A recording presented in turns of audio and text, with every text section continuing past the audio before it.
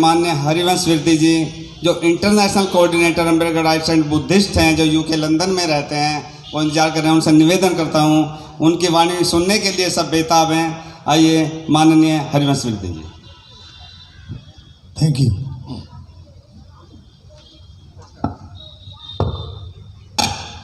साकिया मुनि गौतम बुद्ध, बाबा साहब डॉक्टर अम्बेडकर और जितने हमारे समाज में महापुरुष हुए हैं उनको मैं नमन करता हूँ।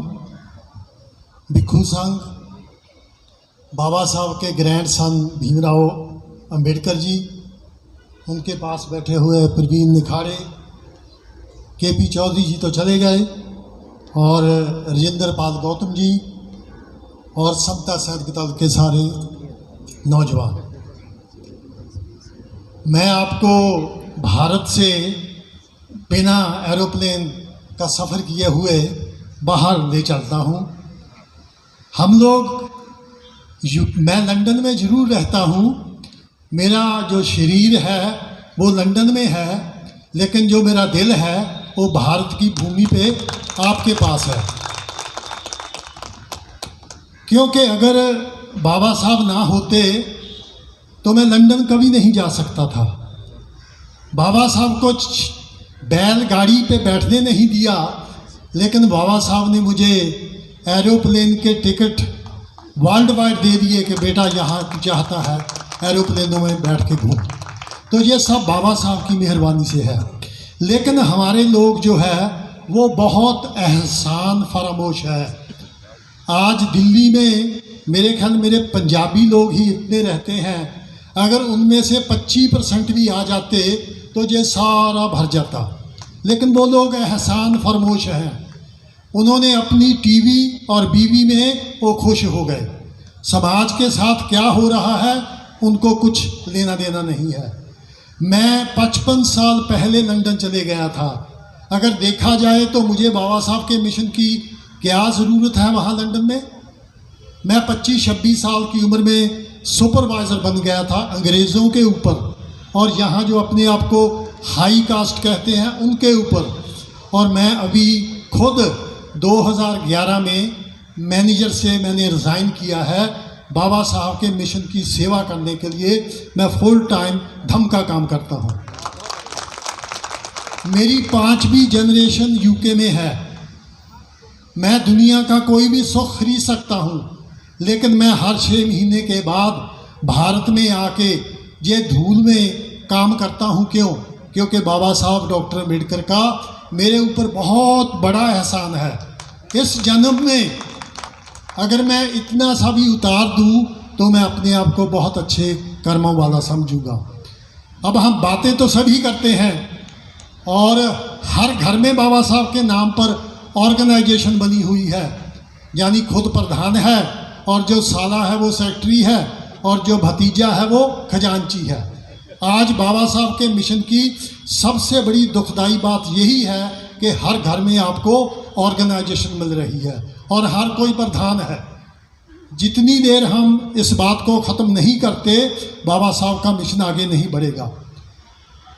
हमने यूके में 1973 में, कुछ मुझे हिंदी में कहने नहीं आते, तो हमने बाबा साहब का जो पोर्ट्रेट है वो हाई कमिश्नर के ऑफिस में लगाया था। यहाँ प्रोफेसर गोबले बैठे हैं, वो जानते हैं, या केपी चौधरी जानते हैं, बाकी मेरा ख्याल किसी को नहीं पता। तो हमने 1973 में, जो दुनिया में सबसे बड़ा हाई कमिश्नर है, 1973 में बाबा साहब का पोर्ट्रेट लगाया। और हर साल 14 अप्रैल को, कोई भी दिन हो, कोई भी मौसम हो, मैं मौसम इसलिए कहता हूँ कि एक साल मई के महीने में वहाँ बर्फ़ पड़ी थी, और दिन कोई मैं इसलिए कह रहा हूँ कि सैटरडे संडे तो छुट्टी होती है, लेकिन वीकडे में आप भारत की तरह छुट्टी नहीं कर सकते। लेकिन हम 14 अप्रैल के दिन ही बाबा साहब का जन्मदिन वहाँ पे मनाते हैं, और इंटरनेशनल लेवल पे होता है। और जब बाबा साहब का 1991 में सेंटिनरी ईयर था, 100 साल था, तो उस वक्त सारे यूके का प्रेसिडेंट मैं था, क्योंकि वो लोग तो बाबा साहब को देखना भी नहीं चाहते। तो अब हमने सोचा कि इनकी छाती पे पीपल का पेड़ कैसे लगाया जाए। तो हमने हाई कमिश्नर को कहा कि बाबा साहब का 100 साला जन्म है और हम आपको कुछ भेंट करना चाहते हैं, आप भेंट से कोई इनकार नहीं कर सकता। तो हम बम्बे बाग स्टूडियो जो है वहाँ से बाबा साहब का बस्ट स्टैचू 4.5 फुट का बाई शेप हमने भेज दिया, क्योंकि जो भारत है वो तो एक भिखारी देश सारी दुनिया में माना हुआ है। तो मुझे हाई कमिश्नर ने फ़ोन किया कि विरदी साहब, बाबा साहब का जो आपने प्रेजेंट भेजा वो तो आ गया, लेकिन उसको अंदर रखाने के लिए क्रेन का खर्चा आएगा, वो कौन देगा। तो मैंने कहा भाई हम जो बाबा साहब के लिए स्टैचू बम्बे से ला सकते हैं तो बाहर सड़क से हम आपके अंदर नहीं ले जा सकते, कितने पैसे हैं। तो उस वक्त उसने 282 पाउंड यानी आज का 28,000 रुपया कहा। तो मैंने कहा भाई उसके लिए फ़िक्र मत करो, हमारे बाबा साहब के लिए अगर 28 लाख भी लगता है तो आप स्टैचू को अंदर रखाओ। और उन्होंने एक हॉल था, यहाँ पे सारे अरे गहरे नत्थू खैरों के स्टैचू पड़े थे, मेरे लिए वो अरे गहरे नत्थू खैरे हैं। तो बाबा साहब का स्टैचू उन्होंने जैसे ये कॉर्नर है वहाँ पे रख दिया। तो 3-4 साल तो वो सारे स्टैचू पड़े रहे। एक कलकत्ते का जब हाई कमिश्नर वहाँ गया तो हम भी देखकर हैरान रह गए कि उस हॉल में सारे वो अरे गहरे हटा दिए, सिर्फ बाबा साहब का स्टैचू ही वहाँ पे पड़ा था। और उसने पहले हार पहनाया और जब वो बोलने लगा तो उसने खुद कहा कि आप सब हैरान हो गए कि सारे स्टैचू हटा दिए हैं, बाबा साहब का ही क्यों रखा। लोगों ने बाबा साहब को पूना पैक्ट के समय खून से खत लिखे थे। जिन लोगों ने बाबा साहब ने जब बौद्ध धर्म को अपनाने की बात की तब उन्होंने खून से खत लिखे थे।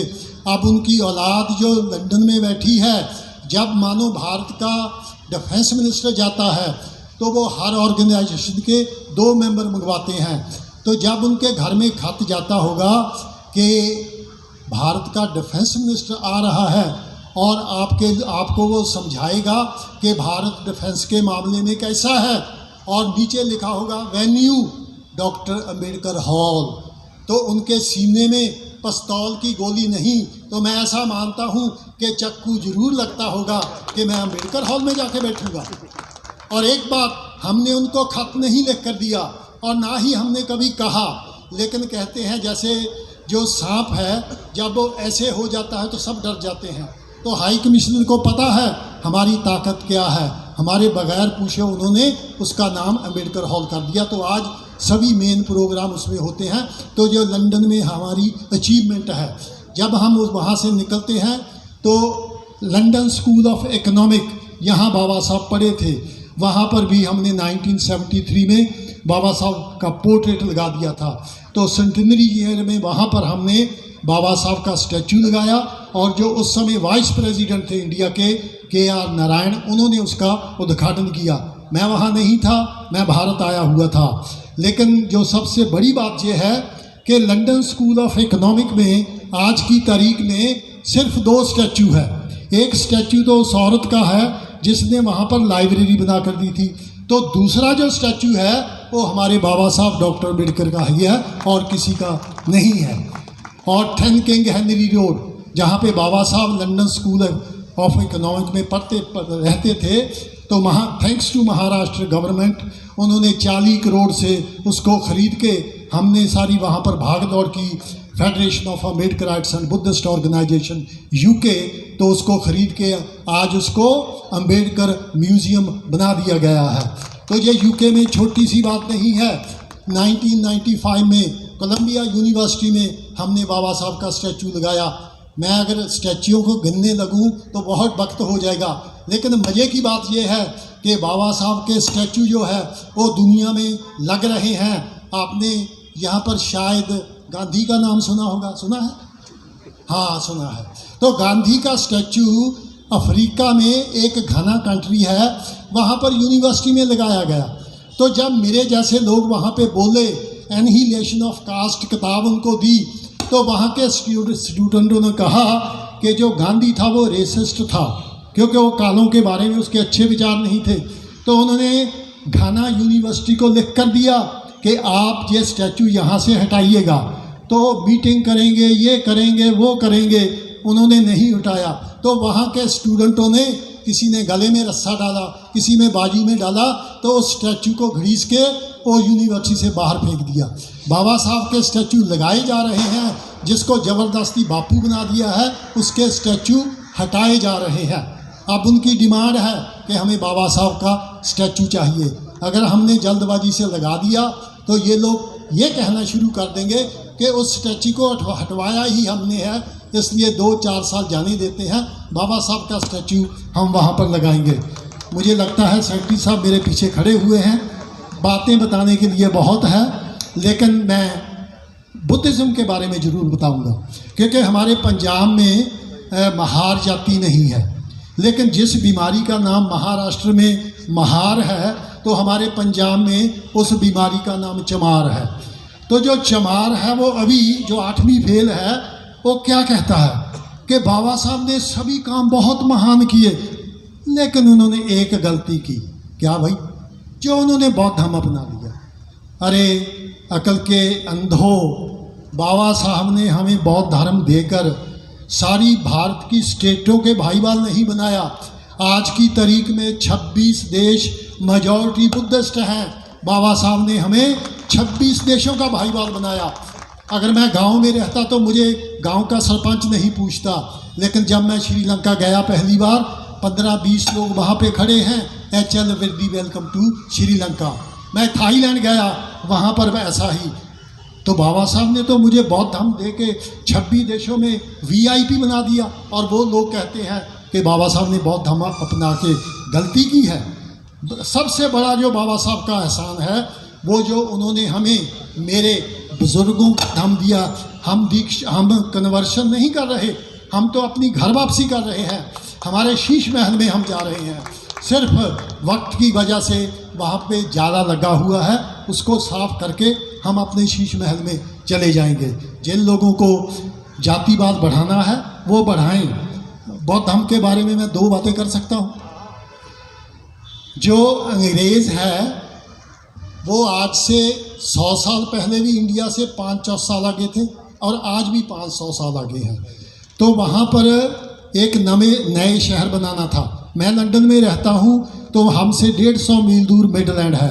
1954 में जब मैं 2 साल का था, आप मेरी उम्र का अंदाज़ा लगा सकते हैं, तो जब मेरे पिताजी वहाँ पर गए, वहाँ पे फाउंड्री थी, अनपढ़ लोग जाकर काम करते थे, तो वहाँ से एक नया शहर बीच में बसाना था। अंग्रेज़ बहुत लिबरल माइंडेड हैं, तो उन्होंने आर्किटेक्ट को कहा कि आप सारी दुनिया घूम के आइए, जो आपको अच्छा लगा उसमें डाल देना। तो वो आर्किटेक्ट जब श्रीलंका गया, वो शिप में गया था, और जब वो उतर रहा था, शाम का समय था, तो वहाँ पर पीस पगोडे, वहाँ पे बुद्ध विहार देखकर वो बहुत इम्प्रेस हुआ। तो वहाँ पर जो लोकल गवर्नमेंट थी, उसने उसको कहा कि अगर आप किसी झील के किनारे पीस पगोडा बनाओगे तो शहर की सुंदरता बढ़ जाएगी। वहाँ पर झील और पहले ही थी, तो उन्होंने, अगर आपने यूके का नक्शा देखा होगा वर्ल्ड मैप पे, तो एक मक्खी जितना है। तो वो जो लोकल गवर्नमेंट थी, 26 एकड़ ज़मीन देकर उन्होंने वहाँ पर पीस पगोडा बनाया, जिसका उद्घाटन 1980 में किया गया।